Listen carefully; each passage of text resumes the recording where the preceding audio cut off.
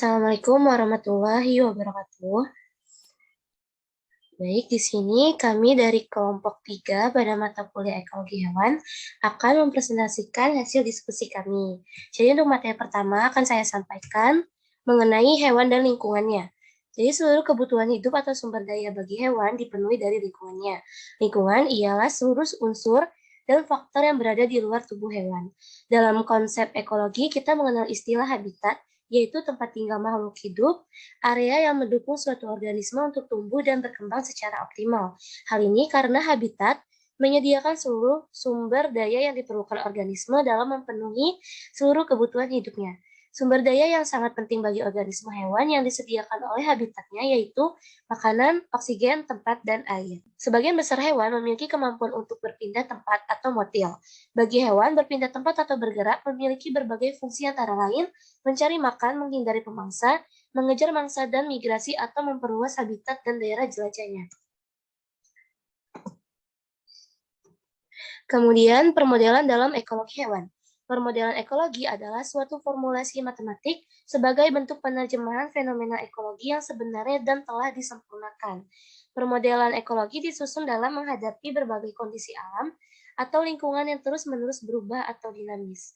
Dalam ekologi hewan, salah satu kendala yang sulit adalah pengukuran, metode, dan teknik pengamatan. Hal ini disebabkan oleh sifat hewan yang senantiasa bergerak dan berpindah-pindah baik secara liar maupun jinak. Misalnya menyangkut penentuan kelimpahan dan perilaku hewan yang diteliti. Ukuran tubuh mulai dari milimikron sampai yang besar dan tinggi, stadi perkembangan, kecepatan dan daya gerak yang berbeda-beda, lingkungan yang ditempati juga berbeda-beda seperti habitat daratan, perairan tawar, ataupun laut, serta keunikan dan kespesifikan perilaku hidupnya termasuk aktivitasnya dalam sehari. Berikut ini merupakan gambar pendekatan dalam ekologi hewan.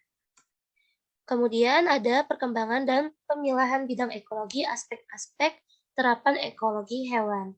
Penerapan ekologi makin penting dengan semakin diperlukannya upaya-upaya manusia dalam memelihara ketersediaan sumber daya serta kualitas lingkungan hidup yang berkesinambungan. Konsep ekologi sering dapat dikelompokkan bersama menjadi ekologi terapan atau applied ekologi yang memanfaatkan pengetahuan ekologi secara praktis dan digunakan untuk memenuhi berbagai kebutuhan dan kehidupan manusia, misalnya untuk pengelolaan satwa liar, pelestarian hutan dan satwanya, pengendalian hama dan epidemiologi, pertanian dan peternakan. Penerapan dan pemikiran secara ekologis untuk memecahkan berbagai masalah sosial pada masa kini adalah salah satu arah yang penting dari pemanfaatan ekologi. Contoh-contoh aspek terapan ekologi hewan yaitu bidang pertanian dan kesehatan.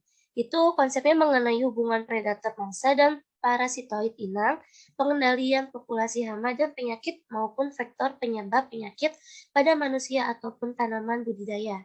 Kemudian ada di bidang peternakan yaitu mendeteksi penyakit hewan, misalnya virus flu burung dan lain-lain. Lalu di bidang perikanan yaitu mendeteksi penyakit dan hama ikan dan lain-lain. Dan yang terakhir yaitu konservasi satwa liar. Kemudian ada pengertian dari faktor pembatas. Faktor pembatas yaitu faktor-faktor lingkungan yang membatasi hidup organisme selanjutnya. Contohnya adalah suhu lingkungan, kadar garam, kelembapan, dan sebagainya. Berdasarkan pengaruhnya terhadap kehidupan organisme, faktor pembatas memiliki rentang, nilai minimum, nilai maksimum, dan rentang optimum. Untuk materi selanjutnya akan disampaikan oleh rekan saya, yaitu Redita. Untuk Redita dipersilahkan. Baiklah, terima kasih kepada Silvi. Materi yang selanjutnya yakni mengenai konsep faktor pembatas. Adapun konsep faktor pembatas yakni yang pertama, gabungan hukum minimum dan hukum toleransi. Lalu yang kedua, kehadiran dan keberhasilan organisme tergantung pada kompleksitas faktor lingkungan. Lalu yang ketiga, keadaan yang mendekati atau melampaui batas toleransi disebut faktor pembatas. Lalu yang keempat, apabila salah satu faktor lingkungan diubah, maka akan mempengaruhi atau merubah komponen lain. Lalu yang kelima, organisme di alam dikendalikan oleh jumlah dan keberagaman materi, serta batas-batas toleransi organisme. Lalu yang terakhir, Hubungan antara komunitas makhluk hidup dengan lingkungan bersifat holokoenotik. Next. Lalu berikut merupakan gambar pola umum distribusi organisme dan aktivitasnya dalam kaitannya dengan faktor lingkungan. Batas toleransi bawah dan atas merupakan titik atau tingkatan intensitas suatu faktor lingkungan yang hanya 50% organismenya dapat bertahan. Setiap spesies memiliki batas toleransi yang berbeda untuk suatu faktor lingkungan. Misalnya suhu dan penentuan titik batas. Awalan steno berarti bahwa individu atau populasi suatu spesies memiliki rentang atau kisaran toleransi yang sempit. Sementara awalan euli merujuk pada yang memiliki kisaran toleransi yang lebar. Oleh karena itu, istilah stenothermal atau eolithermal merujuk pada suhu sebagai faktor lingkungan. Next. Lalu, berikut merupakan tabel terminologi toleransi faktor pembatas yang terdiri dari suhu, salinitas, seleksi habitat, air, makanan, dan kedalaman laut. Lalu berikutnya faktor-faktor fisik sebagai faktor pembatas. Adapun faktor fisik sebagai faktor pembatas yakni terdiri dari yang pertama ada temperatur atau suhu. Temperatur atau suhu sangat penting karena semua proses-proses kimia dalam metabolisme seperti difusi, pembentukan dinding sel tergantung pada suhu. Lalu yang kedua yakni cahaya. Cahaya merupakan sumber energi, tetapi juga suatu pembatas pada kedua tingkat maksimum dan minimum.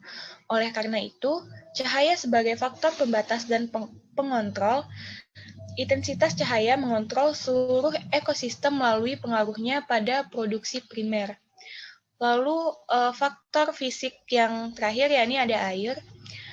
Dari sudut ekologis, terutama sebagai faktor pembatas curah hujan, sebagian besar ditentukan oleh geografi dan pola gerakan udara yang besar atau sistem iklim. Penyebaran curah hujan sepanjang tahun merupakan faktor pembatas yang sangat penting untuk organisme. Dengan mengetahui faktor pembatas atau limiting factor suatu organisme dalam suatu ekosistem, maka dapat diantisipasi kondisi-kondisi di mana organisme tidak dapat bertahan hidup. Next. Lalu yang berikutnya yakni faktor-faktor pembatas non-fisik. Menurut Huta Galung tahun 2010, faktor pembatas non-fisik adalah unsur-unsur non-fisik seperti zat kimia yang terdapat dalam lingkungan akan menjadi faktor pembatas bagi organisme-organisme untuk dapat hidup dan berinteraksi satu sama lainnya. Kondisi lingkungan perairan atau akuatik berbeda dengan kondisi lingkungan daratan, terutama ditinjau dari keberadaan unsur kimiawi seperti O, CO, dan gas-gas terlarut lainnya yang dapat diperoleh organisme di lingkungannya. Lalu garam bionik adalah garam-garam yang terlarut dalam air seperti karbon, hidrogen, oksigen, nitrogen, sulfur, fosfor, kalium, kalsium, dan magnesium. Zat kimia ini merupakan unsur vital bagi keberlanjutan organisme tertentu. Baik, untuk materi yang berikutnya akan disampaikan oleh rekan saya, Wiwi Ulandari. Kepada Wiwi, dipersilahkan. Baiklah, di sini saya akan melanjutkan materi mengenai hukum minimum Liebig toleransi Selford. Hukum minimum Liebig menyatakan bahwa pertumbuhan suatu tanaman akan ditentukan oleh unsur hara esensial yang berada dalam jumlah minimum kritis. Jadi, pertumbuhan tanaman tidak ditentukan oleh unsur hara esensial yang jumlahnya paling sedikit. Dengan demikian, unsur hara ini dikatakan sebagai faktor pembatas, karena dapat membatasi pertumbuhan tanaman. Kemudian kelemahan dari hukum ini yakni hukum minimum Liebig terkadang tidak berlaku sepenuhnya pada tumbuhan. Hal ini telah disimpulkan oleh peneliti selanjutnya yang mengungkapkan bahwa seiring perkembangan zaman, tidak hanya unsur hara saja yang menjadi faktor pembatas minimum untuk pertumbuhan suatu tanaman. Kemudian ada hukum toleransi Selford. Besaran minimum batas toleransi, digambarkan sebagai hukum toleransi Selford. Dengan mengetahui kisaran toleransi suatu organisme, dapat diketahui keberadaan dan penyebaran atau distribusi organisme tersebut. Kegagalan suatu organisme dalam mempertahankan hidupnya dapat ditentukan oleh kekurangan atau kelebihan atau kuantitatif dan kualitatif beberapa faktor yang mendekati batas toleransinya. Baiklah, materi yang berikutnya yakni indikator-indikator ekologi. Menurut Suproboati tahun 2015, indikator ekologi dapat didefinisikan sebagai organisme atau komunitas organisme yang kehadirannya mencerminkan kondisi lingkungan atau perilakunya di alam berkorelasi dengan kondisi lingkungan, sehingga dapat digunakan sebagai indikator kualitas lingkungan. Lalu, menurut Roziati tahun 2017, bioindikator atau indikator ekologi dapat dibagi menjadi dua, yaitu bioindikator pasif dan bioindikator aktif. Bioindikator pasif adalah suatu spesies organisme penghuni asli di suatu habitat, sedangkan bioindikator aktif adalah suatu spesies organisme yang memiliki sensitivitas tinggi terhadap polutan. Menurut Pearson, tahun 1994, membagi indikator biologi atas 3, yakni yang pertama, jenis indikator, di mana kehadiran atau ketidakhadirannya mengindikasikan terjadinya perubahan di lingkungan tersebut.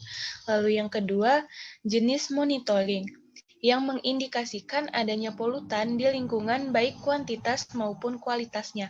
Lalu yang terakhir, jenis uji. Jenis uji ini merupakan jenis yang dipakai untuk mengetahui pengaruh polutan tertentu di alam. Next. Baiklah, jadi kesimpulan dari materi kali ini yakni lingkungan adalah faktor-faktor abiotik dan biotik di luar tubuh organisme yang berpengaruh terhadap kehidupan organisme yang dibedakan atas kondisi dan sumber daya.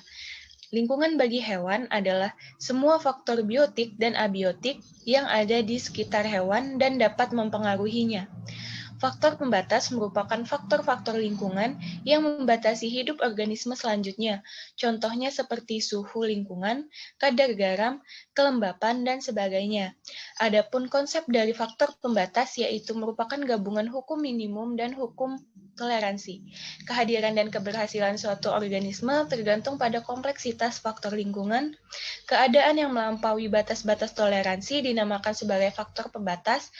Jika salah satu faktor lingkungan diubah, maka akan mempengaruhi komponen lainnya. Organisme di alam dikendalikan oleh jumlah dan keragaman materi untuk memenuhi kebutuhan minimum. Sekian dari saya kembalikan kepada moderator. Terima kasih. Baik, saya ambil alih. Mungkin itu saja yang dapat kami sampaikan. Kurang lebihnya mohon maaf. Wassalamualaikum warahmatullahi wabarakatuh.